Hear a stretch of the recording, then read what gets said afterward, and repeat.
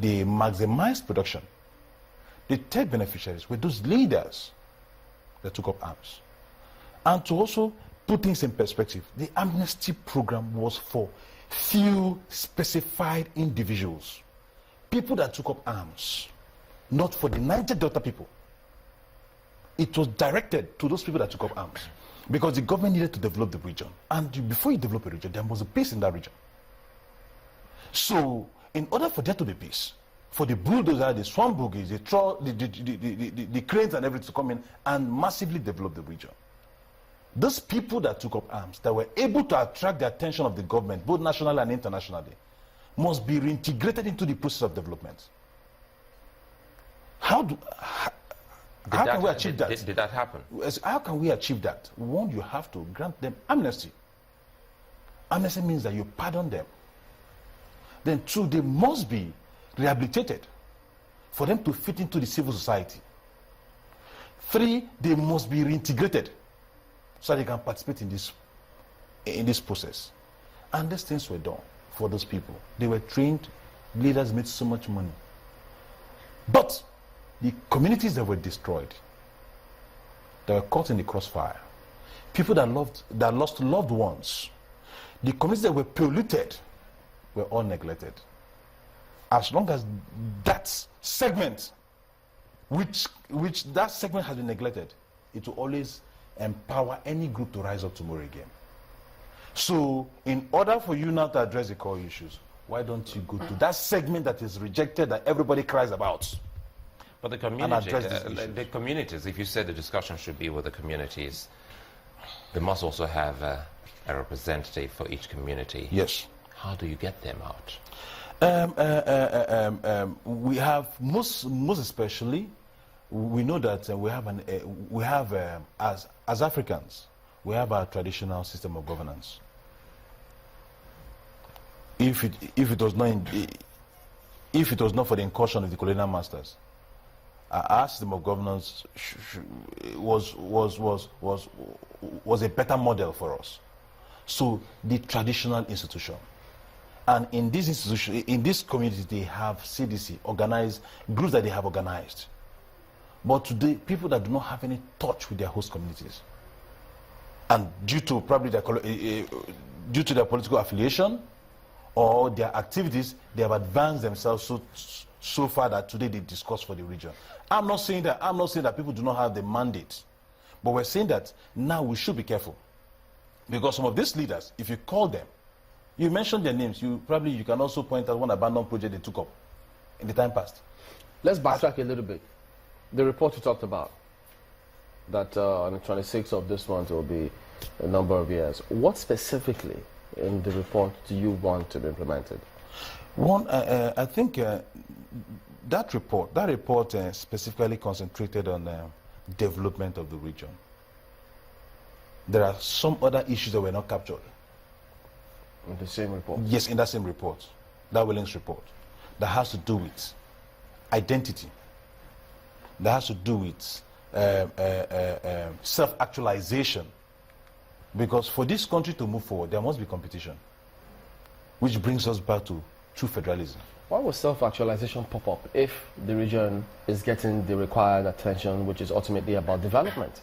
It means self-actualization means that they should grow in line with their culture and their tradition. They should be able to express themselves. Is that to be determined by the government? Already, if you check out our laws, some, the way, we have a very weak judicial system, so you cannot even achieve anything. So if you check our laws, like the land use decree, it's not favorable to our region at all. How?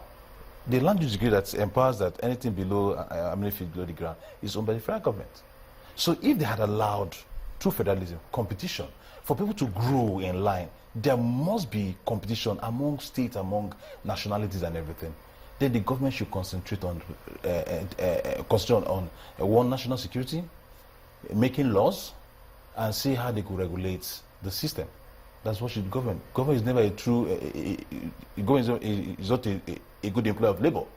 In looking at all of this, while we're asking this question, Chamberlain wanted you to go back to that so that we can see the importance and how well we have even derailed in times past. Because if you look at the region, it's still in a very terrible state, and it doesn't reflect the amount of effort and money that has been channeled to that region. Yes. And there have been so many other interventionist agencies on per deck. Now we have the Niger Delta Ministry. We also have the NDDC. How do we stop all of this kind of mistake? Because for some who have been here, they said it would seem as if these agencies and ministry haven't helped the cause of the Niger Delta region. With this new discussion likely to open, how best can we harness money and resources that will come to the region again? Well, when you talk about these intervention agencies, to me, I feel it's unnecessary because one, what we demand from the region, we're not looking for peace. We're looking for justice and equity. When you give peace, trying to search for peace, create peace, is quite expensive. But justice and equity is free, and in itself, peace will be enthroned. But when you talk about justice and equity, because of because of politics and sentiment in the country, that most Nigerians do not believe in Nigeria as an entity. They cannot even die for Nigeria. So we know that if you check the way our laws were made, like in the 1999 Constitution, our previous Constitution, these are constitutions that were done over 10 that should have been reviewed because it does not reflect today's reality. It doesn't. Or I think we're not begging the question because the thing, my question is, yeah, those intervention agencies. Of these, to me, I feel that any positive move or development. To me, I feel that those intervention agencies, they're just cosmetic approach. Because one, how are the directors nominated? They're nominated along party lines, and they must do and carry the dictates of their masters. So they can never develop the region. These same agencies fund political elections. So they can never develop the region. People that are appointed there are there to see how they can amass so much wealth for themselves. Look at the NDDC. Look at abandoned projects everywhere. And the most surprising thing is that sometimes if you look into the abandoned projects, some leaders from our region took up these projects and they've been shouting here and there, but they abandoned some of their projects. So that is where I'm saying that we should not get it wrong. In the sense that if you allow in the sense that if there are resources within my environment, I should be allowed to manage the resources and pay tax to the federal government. Like if those from the region haven't been able to manage some of these agencies, how do you think the people can better manage the resources and even get enough to pay taxes? Okay, now, because they are appointed from the federal level, they are influence. NDDC, if you can also investigate, and I want the government to investigate, that before their budget, before they pass their budget at the National Assembly, they say lobby is permitted. Lobby is permitted in a democratic setting. It's a way of convincing people. But how do they lobby? These lawmakers specifically demand from them certain chunks of projects that must be allocated to companies or recommended companies. And these lawmakers too, they've also abandoned some of their projects. It should be investigated. If not, your budget will not be passed. It will not be passed. So these are the bottlenecks.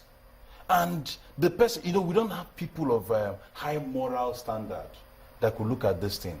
In as much as it conflicts with the ethics and principle, they'll bow out. But because they are looking for something, everybody wants to hold a part of the stick. So they don't even care. If you're saying that I should give you this, okay, take. Sometimes they even compel them to make advance payments. Genuine intention is very key here. If someone is from the region and all of these efforts of government over the years hasn't yielded the much desired result, some people are skeptical about the next move. Who do we now bring to help supervise and oversee some form of development in that region? Well, to me, I feel that people should not take it personal. What we need in this country, we have to put up institutions.